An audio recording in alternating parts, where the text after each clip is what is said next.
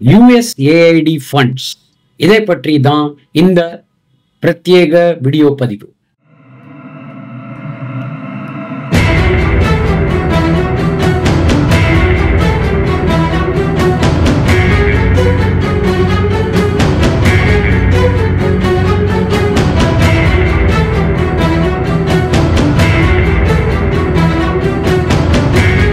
வீடியோக்குள்ள போறதுக்கு முன்னாடி இப்போ சொல்ற மாதிரி வியூவர்ஸ் சப்ஸ்கிரைப் பண்ணிக்கோங்க. கமெண்ட் செக்ஷனில் கமெண்ட்ஸை கண்டிப்பாக பதிவு செய்.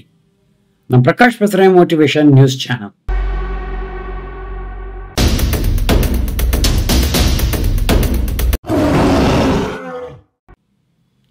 இந்த வீடியோ பதிவில் நம்ம என்ன பார்க்க போறோம்னா, வேற என்னங்க, அந்த 3 பகுதிகளை பார்த்து விடலாம். USAID, sir, what is kind of like the message to countries that depend on humanitarian aid distributed through USAID? What is your message to those countries? The ones that have been, the few that have been legitimate in terms of getting legitimate money, will probably put it through the State Department. It'll be handled by Marco Rubio, highly respected man, Secretary of State. There's no reason for USAID, when you look at the politicians that have been in there sucking the blood out of it, when you look at all of the fake deals, I mean, look, all you have to do is get a list of all of the things. You can see by the heading. It's fake, it's fraudulent, it's probably kickbacks, where they send the money and then it gets kicked back to the person that sent it. So the ones that are good, and there are not many of them, but the ones that are good, and there are some, will probably have that be handled by Marco Rubio in the State Department. Will they take on some of the USAID workers? They could, if they like. This President, I don't know that it's going to exist. Why would you need it? The State Department can take that. do you think the spending on foreign aid will decrease also? Or just the number of employees? It should decrease, yeah. I hope it decreases. Yeah, by how much? When we have $36 trillion in debt, and we're taking care of countries that are very rich and sending aid to countries in some cases that are rich, in some cases they're not rich. But no, it should very much decrease. Mr. President, But it won't be the scams that you've seen. முதல் பகுதி, USAID fund என்றால் என்ன, எதுக்காக அது use பண்ணப்படும் அப்படின்னு சொல்லி America சொன்ன விஷயம் என்ன. இது முதல் பகுதி. இரண்டாவது பகுதி, மைக் பென்ஸ் என்பவர் யார், அவர் என்ன விஷயத்தை கொண்டு வந்திருக்கிறார். மூன்றாவது ஷாக்கர், USAID ஃபண்ட் எதற்காக உபயோகப்படுத்தப்பட்டிருக்கிறது அப்படின்றத பற்றிய சில ஷாக்கிங் விஷயங்களை கேள்விப்படலாம். நிஜமாவே ஷாக்கிங்கு. வீடியோவை விடாம பாருங்க. எல்லா பகுதியும் நீங்க பார்த்தாதான் அதோடைய கரெக்டா வரும். இந்த விஷயத்துல நான் மற்ற வீடியோவில் கூட சொல்றது கிடையாது. இந்த விஷயத்துல தயவு செய்து முதல்ல இருந்து கடைசி வரைக்கும் விடாம பாருங்க. இதை சொல்லிட்டு நான் வீடியோக்குள்ள போறேன். USAID அப்படின்னா என்ன அப்படின்னா, பேருக்கு ஏற்ற மாதிரி யுனைடெட் ஸ்டேட்ஸ் ஆஃப் அமெரிக்கா கொடுக்கும் ஒரு உதவிக்கான ஃபண்ட் தான் USAID. சரி, USAID உதவிக்கான ஃபண்ட் அப்படின்னா அதனுடைய விஷயங்கள் என்னென்ன நடக்குது அப்படின்னு பார்த்தா, இந்த USAID ஃபண்ட் பல வருடங்களாக நடந்து கொண்டிருக்கின்றன. இந்தியா பங்களாதேஷுக்கு இந்தியா பங்களாதேஷ்னு மட்டும் இல்லை, மற்ற கண்ட்ரிஸ் கிட்ட எல்லாத்துக்குமே உதவியாக இருக்க வேண்டும் அப்படின்னு சொல்லிட்டு US கொடுக்கும் பண உதவி உள்ள ஒரு ஃபண்ட் தான் இந்த USAID. இதோடைய இம்ப்ளிகேஷன் ஸ்பெசிஃபிக்காக இந்தியாவுக்கு என்னெல்லாம் இருக்குது அப்படின்னு பார்த்தீங்கன்னா, எக்கனாமிக் க்ரோத், ட்ரேட், அதை தவிர health, education, clean energy, climate change, gender equality, social inclusion, technology, innovation, இதெல்லாம் வச்சு வர்ற விஷயம். அடுத்தது பங்களாதேஷ், பக்கத்து நாடான பங்களாதேஷுக்கு பாவர்ட்டி ரிடக்ஷன், அதாவது ஏழ்மையை குறைப்பது, எக்கனாமிக்காக டெவலப் பண்ணுறதுக்கு, ஹெல்த் செக்டரை ஸ்ட்ரெங்தன் பண்ணுறதுக்கு, டிசாஸ்டர் மேனேஜ்மெண்ட், கிளைமேட் அடாப்டேஷன், அதை தவிர டெமோக்ரஸி, கவர்னன்ஸ், ரோஹிங்கியா இவங்க இருக்காங்க இல்லையா, முஸ்லிம்ஸ், அவங்களுடைய ரெஃப்யூஜிக்காக சப்போர்ட், இந்த மாதிரி விஷயங்கள் தான் கொடுக்கப்பட வேண்டும். ஓவராலாக பார்த்தீங்கன்னா சோஷியோ எக்கனாமிக் டெவலப்மெண்ட், அதை தவிர டிப்ளமேட்டிக் டைஸ் எல்லாம் ஸ்ட்ராங்காக இருக்கிறதுக்காகவும், ரீஜன் ஸ்டேபிளாக இருக்கிறதுக்காகவும் கொடுக்கப்பட்டது தான் இந்த USAID ஃபண்ட். ஆனால் அதில் என்ன மேஜராக சேலஞ்சஸ் அப்படின்னு பார்த்தீங்கன்னா டிபெண்டன்ஸ், எதை நம்பி நம்ம இந்த மாதிரி வேலைகளை செய்யலாம், அதை தவிர ஜியோ பொலிட்டிக்கல் இன்ட்ரெஸ்ட் எந்த மாதிரி இருக்கும், அந்த மாதிரி கொடுக்கப்பட்ட பணத்துடைய எஃபெக்டிவ்னஸ் எப்படி இருக்கும் அப்படின்ற விஷயம்தான் வந்து கன்சர்னாக வரும் அந்த பகுதி. சரி, இது யுஎஸ்ஏஐடி ஃபண்டுடைய விஷயங்களும் அதனுடைய நோக்கமும் பற்றி பார்த்துட்டோம். இப்போ இரண்டாவது பகுதியான மைக் பென்ஸ் என்பவர் யார் அப்படின்னு பார்த்தீங்கன்னா, என்னடா நான் திரும்ப ஃபர்ஸ்ட் பார்ட்ல யுஎஸ்ஏஐடி பற்றி சொல்லிட்டு சடனாக மைக் பென்ஸ்னு ஒருத்தரை பற்றி பேசுறேனே அப்படின்னு யோசிச்சுக்கிட்டு இருப்பீங்க. ஆனால் அதுக்கும் நான் சொல்ற டாபிக்கும் இவருக்கும் ரொம்ப மிக முக்கியமான தொடர்பு இருக்கு. அதுக்காக தான் சொன்னேன், நீங்க முழுசா இந்த வீடியோவை பாருங்க அப்படின்ட்டு. பென்ஸ், மைக் பென்ஸ்ங்கிறவர் யார் அப்படின்னா, யுஎஸ் ஸ்டேட் டிபார்ட்மெண்ட் அஃபீஷியலா 2020 21 வரைக்கும் பணி செய்தவர். இவர் வந்து deputy assistant secretary international communications information டெக்னாலஜியாக ஒயிட் ஹவுஸில் இருந்தவர். இவருக்கு என்ன ரெஸ்பான்சிபிலிட்டினா, US policy on cyber issues, அதை தவிர பிக் டெக் கம்பெனிஸோட க்ளோஸாக ஒர்க் பண்ணக்கூடிய ஒரு நபர். இது மட்டும் இல்லாமல் அவருடைய கவர்மெண்ட் சர்வீஸுக்கு முன்னாடி அவர் வந்து ஒயிட் ஹவுஸில் ஸ்பீச் ரைட்டர் பிரசிடென்ட் டொனால்ட் ட்ரம்ப்புக்காக வேலை செய்திருக்கிறார். அவருக்கு நிறைய டெக்னாலஜி மேட்டர்ஸில் அட்வைஸ் கொடுத்துருக்காரு. பிஸ்னஸ் லா வந்து ப்ராக்டிஸ் பண்ணியிருக்காரு பல வருடங்களாக. இவர் தான் மைக் பென்ஸ் என்பவர். இதற்கு பிறகு 2020-21 பிறகு இவர் என்ன பண்ணார்னா, foundation of freedom online FFO அப்படின்னு ஒரு ஆர்கனைசேஷனை ஆரம்பிச்சாரு. இது என்ன ஆர்கனைசேஷன் பார்த்தீங்கன்னா, நான் ப்ராஃபிட் ஆர்கனைசேஷன். எதுக்காகன்னா டிஜிட்டல் சென்சார்ஷிப். அது என்னப்பா டிஜிட்டல் சென்சார்ஷிப் அப்படின்னு பார்த்தீங்கன்னா, இப்போ படத்துக்கெல்லாம் பார்த்தீங்கன்னா AU சர்டிஃபிகேட்ஸ்லாம் கொடுக்குற மாதிரி டிஜிட்டல் சென்சார்ஷிப்பை வந்து எந்த மாதிரி, அதாவது இது AUன்றது வந்து இப்போ சென்சார்ஷிப்ன்றது நல்ல நோக்கத்தோட சில வயதுப்பட்டவர்கள் தான் சில விஷயங்களை பார்க்கலாம், சில விஷயங்களை பார்க்கக்கூடாதுன்னு பிரிக்கிறாங்க. அது ஒரு நல்ல நோக்கத்துக்கு. இது டிஜிட்டல் சென்சார்ஷிப்ல என்ன வருதுன்னா, நான் என்ன நினைக்கிறேனோ அதை பாரு, நான் என்ன நினைக்கலையோ அதை பற்றி பார்க்கக்கூடாது அப்படின்ற மாதிரி, எனக்கு பிடிச்சதை பாரு, எனக்கு பிடிக்காத பார்க்காதீங்க அப்படின்ற மாதிரி ஒரு சென்சார்ஷிப் தான் டிஜிட்டல் சென்சார்ஷிப். இதை கண்டுபிடித்து எக்ஸ்போஸ் செய்யும் ஒரு நிறுவனம் தான் FFO, founder of freedom online. பேருக்கு ஏற்ற மாதிரி ஃபவுண்டேஷன் ஆஃப் ஃப்ரீடம். எல்லாருக்குமே ஃப்ரீடம் இருக்கணும், எதை வேணா பார்க்கறதுக்கு, அவங்க முடிவு எடுத்துக்கணுங்கிற ஒரு விஷயத்தை தான் இவர் இந்த இடத்தில் சொல்லுகிறார். இதை தவிர FFOல அவருடைய ஒர்க் என்ன அப்படின்னு பார்த்தீங்கன்னா, யுஎஸ்ஏஐடியுடைய இங்கே தான் இது கனெக்ட் வருது. யுஎஸ்ஏஐடி என்ன வேலை பண்ணுறாங்க, அதை யூஎஸ்லேயே 2 விதமான எய்ட் கம்பெனிஸ் இருக்குது, அதாவது எய்ட் ஆர்கனைசேஷன்ஸ் இருக்குது. யுஎஸ்ஏஐடிங்கிறது ஒன்று, national endowment for democracy NED அப்படின்னு சொல்லிட்டு இன்னொரு இது இருக்குது.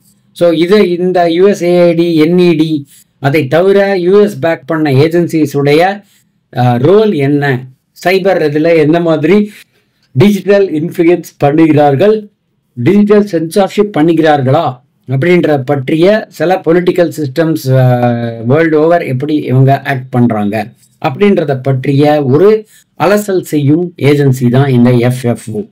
இவருடைய ரிசர்ச் இப்போ ஏன் நான் பேசுகிறேன் அப்படின்னு பார்த்தீங்கன்னா, சில பேட்டர்ன்ஸ் வந்து இவருடைய ரிசர்ச்சில் கண்டுபிடிச்சிருக்காங்க. எந்த மாதிரி பேட்டர்ன்ஸ்னு பார்த்தீங்கன்னா, இதுதாங்க ஷாக்கே.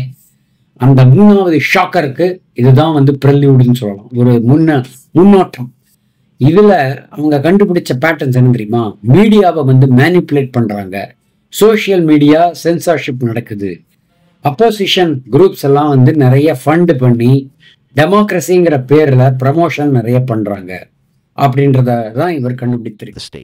அவருடைய ஃபைண்டிங்ஸ்ல சில லீக்டு டாக்குமெண்ட்ஸ் எங்கிட்ட ப்ரூஃபா இருக்கு, நான் சொல்றது பொய் இல்லை, வேணும்னா வந்து அந்த டாக்குமெண்ட்ஸை நான் ப்ரூஃபா கொடுக்க முடியும் அப்படின்னு கான்ஃபிடன்ஸோட பேசுகிறார். அவருக்கு இன்சைடர் நாலேஜும் இருக்கிறது.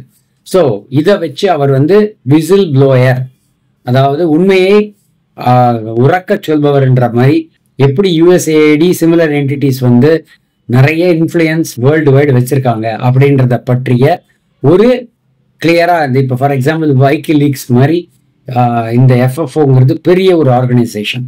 இவங்க வந்து நிறைய இதை வந்து கட்டவிழ்த்திருக்கிறார்கள். Especially technology big tech companies, big brothers அப்படின்றவங்களுக்கு ஒரு செக் வைக்கும் ஒரு கம்பெனியாக நாம் கருதலாம். ஸோ இதுதான் வந்து நான் சொல்ல வந்த விஷயம். ஸோ இதை வந்து அவர் என்ன பண்றாரு அப்படின்னா, இந்த ஆக்ஷன்ஸை வந்து யூஎஸ் இன்ஃப்ளூயன்ஸ் ஆப்ரேஷன்ஸ் வேர்ல்டு வைடில் பேட்டர்னை கண்டுபிடிக்கிறார். இவர் என்ன சொல்றாருன்னா, இந்த மாதிரி சில டாக்டிக்ஸ், சிமிலர் டாக்டிக்ஸ் வந்து நிறைய கண்ட்ரீஸ்ல வாஷிங்டனுடைய ஒரு இன்ஃப்ளூயன்ஸை வைக்கணும், இல்லைன்னா கவர்மெண்ட் அவங்க விரும்பின கவர்மெண்ட்டை வைக்கணும்னா அவங்க இந்த மாதிரி பண்ணுவாங்க. இதை தவிர யூஎஸ் இன்வால்மெண்ட்டுக்கு சில முக்கியமான ஈவெண்ட்ஸையும் சொல்கிறார். யுக்ரைனில் உள்ள பொலிட்டிக்கல் அட்மாஸ்பியரும் சரி, அப்போசிஷன் லீடர்ஸ் வெனிசுலாவில் இருக்கிற சில சப்போர்ட்டை அவங்க யூஎஸ் கொடுக்குறாங்க. அதை தவிர மிடில் ஈஸ்ட், நார்த் ஆப்பிரிக்காலெல்லாம் வந்து இன்டர்வென்ஷன்ஸ் நிறைய இந்த யுஎஸ்ஏ மற்றும் அதர் ஃபண்டிங் மூலமாக நடக்கிறது அப்படின்ற ஒரு விஷயத்தை எடுத்துரைக்கிறார் மைக்கேல் பென்ஸ். ஸோ இவர் சொல்லும் இன்னொரு மிக முக்கியமான விஷயம் என்னன்னா, இந்த எஃபர்ட்ஸ்லாம் வந்து மீடியா நரேட்டிவ்ஸ் உடைய மற்றும் digital censorship, financial support from opposition groups, அதை தவிர டிப்ளமேட்டிக் ப்ரெஷர் எல்லாத்தையும் சேர்த்து ஒரு மிக்ஸ் பண்ணி அவங்க இந்த ஸ்ட்ராட்டஜியை பண்ணுறாங்க. இதில் என்ன நடக்குது அப்படின்னா, இந்த ஆக்ஷன்ஸ் எல்லாம் வந்து டெமோக்ரஸி ப்ரமோஷன் அப்படின்ற மாதிரி டெமோக்ரஸியை காப்பாற்றுறன்ற பேரில் இது நடத்தப்படுகிறது. ஆனால் ரியாலிட்டியில் பார்த்தீங்கன்னா ஸ்ட்ராட்டஜிக் இன்ட்ரெஸ்ட் சைனாவுடைய இன்ஃப்ளூயன்ஸை கவுண்டர் பண்ணணும், அதை தவிர மிலிட்ரி ஃபுட் ஹோல்ட்ஸ் எல்லாம் வந்து செக்யூர் பண்ணணும், எக்கனாமிக் ஆக்சஸ் எல்லாம் வந்து என்ஷூர் பண்ணிக்கணும் அப்படின்ற மாதிரி ஒரு உள்நோக்கத்துடன் செய்யப்படுகிறது. இதுதான் வந்து இந்த எஃப்எஃப்ஓ மைக்கேல் பென்ஸுடைய ஆர்கனைசேஷன் செய்யும் விஷயம். சரி, இப்போ மூன்றாவது பகுதிக்கு வருவோம். ஷாக்கர். எதனால இந்த யுஎஸ்ஏடியும் பென்ஸும் வந்து நமக்கு முக்கியமானவர்கள் அப்படின்னு பார்த்தீங்கன்னா, 2019 மற்றும் 2024 எலெக்ஷன்ல பார்த்தீங்கன்னா இவங்க யுஎஸ்ஏடியுடைய ரோலும்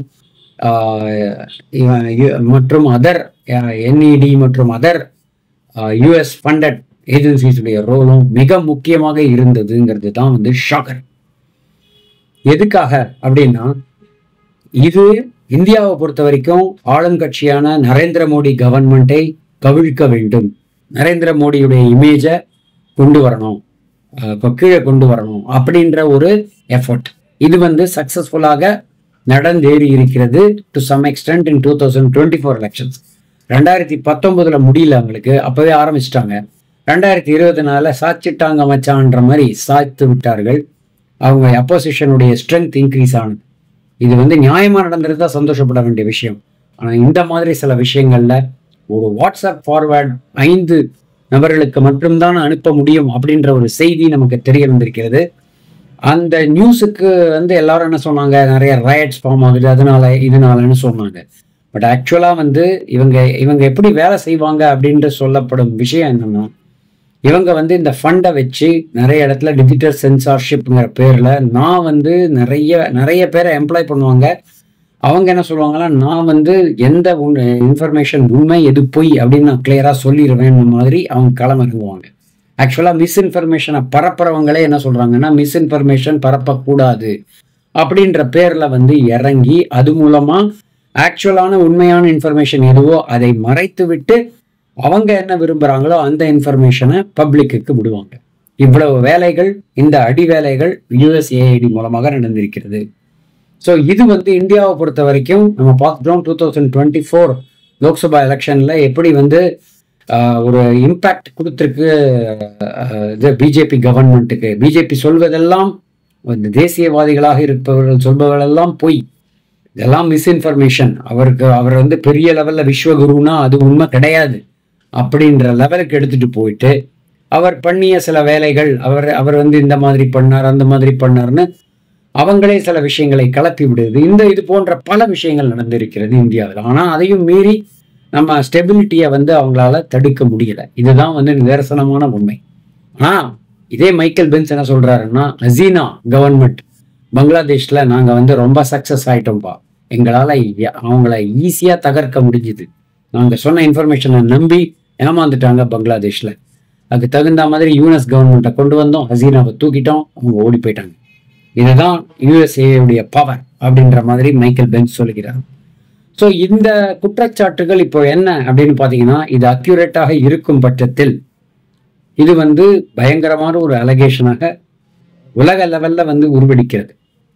யுஎஸ் மட்டும் பண்ணுறாங்களா? இந்த ஸ்ட்ராட்டஜி வெளியே வந்தால் இது மூலமாக சைனா இந்தியாவுக்கு எகெயின்ஸ்டாக பண்ண வாய்ப்பு இருக்கா? இப்போவே நமக்கு தெரியும், பாஜகவுடைய இதை வந்து எதிர்ப்பது காங்கிரஸுக்கு வந்து ஆல்ரெடி நிறைய இது பாஜக சொல்லியிருக்காங்க, பல நியூஸும் வந்திருக்கு. யூஎஸ் பேக்டு ஜார்ஜ் சொராஸ் மூலமாக ஃபண்டிங் வந்து அந்த ஃபண்டிங் மூலமாக இருக்கும் ஸ்டெபிலிட்டியை குலைத்து இந்தியா கவர்மெண்ட்டையே வந்து தகர்க்கும் ஒரு சதி திட்டத்தில் ஈடுபட்டிருக்கிறார்கள் காங்கிரசினர்ங்கிற மாதிரி பல அலகேஷன்ஸ் இருக்கு. ஸோ இந்த அலகேஷன்ஸ் வந்து டெமோக்ரஸியை நான் காப்பாற்ற போறேன் அப்படின்ற பேர்ல இறங்குவாங்க, மிஸ்இன்ஃபர்மேஷனை நான் கண்ட்ரோல் பண்ண போறேன்ற பேர்ல இறங்குவாங்க. ஆக்சுவலாக பார்த்தீங்கன்னா யூஎஸ் வந்து எலெக்ஷன்ஸை இன்ஃப்ளூயன்ஸ் பண்ணுவாங்க, கவர்மெண்ட்டை டீஸ்டெபிலைஸ் பண்ணுவாங்க. அதை தவிர இருக்கும் ஆட்சியாளர்கள் மாறி வேற ஆட்சியாளர்கள் வர வேண்டும் அப்படின்ற மாதிரி இது பண்ணுவாங்க. இதெல்லாம் வந்து ஆக்சுவலாக வாஷிங்டனுடைய கோல் தான் கிடையாது, ஆனால் இதெல்லாம் வந்து நடந்து கொண்டிருக்கிறது.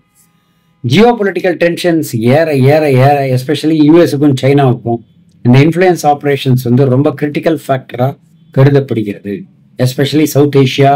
அதை தாண்டி இதை தவிர இந்த மாதிரி கிளைம்ஸ் எப்படிப்பட்ட இது சப்ஸ்டான்ஷியேட்டட் கிளைம்ஸ் எல்லாம் வந்து உண்மையா அப்படின்றத வந்து பொறுத்திருந்து தான் பார்க்கணும். பட் டொனால்ட் ட்ரம்ப் வந்து விசில் ப்ளோயரா அடிச்சு தூக்கிட்டாருன்னு தான் சொல்லலாம். ஆல்ரெடி சொல்லிட்டார், யூஎஸ்ஏஐட நான் ஸ்டாப் பண்ண போறேன், பல மிஸ்இன்ஃபர்மேஷன் பல விதமான மிஸ்யூசஸ் இருக்கு இந்த ஃபண்டுக்கு, அதனால இனிமே ஃபர்தரா ஃபண்ட் ரிலீஸ் பண்ணப்பட மாட்டாது, I will put a full ஸ்டாப்ன்ற மாதிரி ரொம்ப காட்டமா பேசி இருக்கிறார். எப்பொழுதுமே ஒரு விஷயம் வந்து உண்மையாக கொடுக்கப்பட்ட ஃபண்ட் மிஸ்யூஸ் பண்ணப்படும் பொழுது பாதிப்புகள் இருக்குன்ற மாதிரி இப்போ WHO கதற ஆரம்பிச்சிருக்காங்க. நிறைய பேருக்கு வந்து உண்மையான இதெல்லாம் போய் சேரல, இந்த சொல்யூஷன் கண்டுபிடிக்கிற வரைக்கும் அந்த ஃபண்ட்ஸ் ரிலீஸ் பண்ணுங்கன்ற மாதிரி ரிக்வஸ்ட் பண்ணியிருக்காங்க. பட் அது நடக்க போவதில்லை, ஏன்னா ஆல்ரெடி அது பெரிய லெவலில் ஒரு லிட்டிகேஷன் அளவு வர விஷயமாக இருக்கும் என்று சந்தேகப்படுகிறது. ஸோ கண்டிப்பாக வந்து இந்த விஷயம் வந்து இப்போ இந்திய லெவலில் பயங்கர விஸ்வரூபம் எடுத்தாலும் ஆச்சரியப்படுத்துக்கல. வரப்போற பார்லிமெண்ட் செஷன்ல வந்து பயங்கரமான ஒரு இது காட்டமாக விஷயங்கள் நடக்கும்னு எதிர்பார்க்கலாம். எந்த லெவலுக்கு போக போகுதுங்கிறது பொறுத்திருந்து பார்க்க வேண்டும்ங்கிறது தான் என்னுடைய செய்தியாக இருக்கிறது. இது மூலமாக நான் சொல்ல வர இன்னொரு முக்கியமான விஷயம், உங்களுடைய கருத்துக்கள் இந்த பதிவை பற்றி தயவு செய்து போடுங்க. ஏன்னா இந்த மாதிரி விஷயங்கள் நாட்டின் ஒருமைப்பாட்டிற்கும் நாட்டினுடைய சக்திக்குமே வந்து ஒரு எதிரியாக கருதப்படும் ஒரு விஷயமாக இருக்கிறது. ஸோ தயவு செஞ்சு இதை நிறைய பேருக்கு ஷேர் பண்ணுங்க, அவங்களுடைய கமெண்ட்ஸை கேட்கவும் என்று கேட்டுக்கொண்டு இந்த பதிவை இத்துடன் முடிவு செய்கிறேன். சுவாரஸ்யமான தகவலுடன் மீண்டும் இணைவோம். நன்றி, வணக்கம்.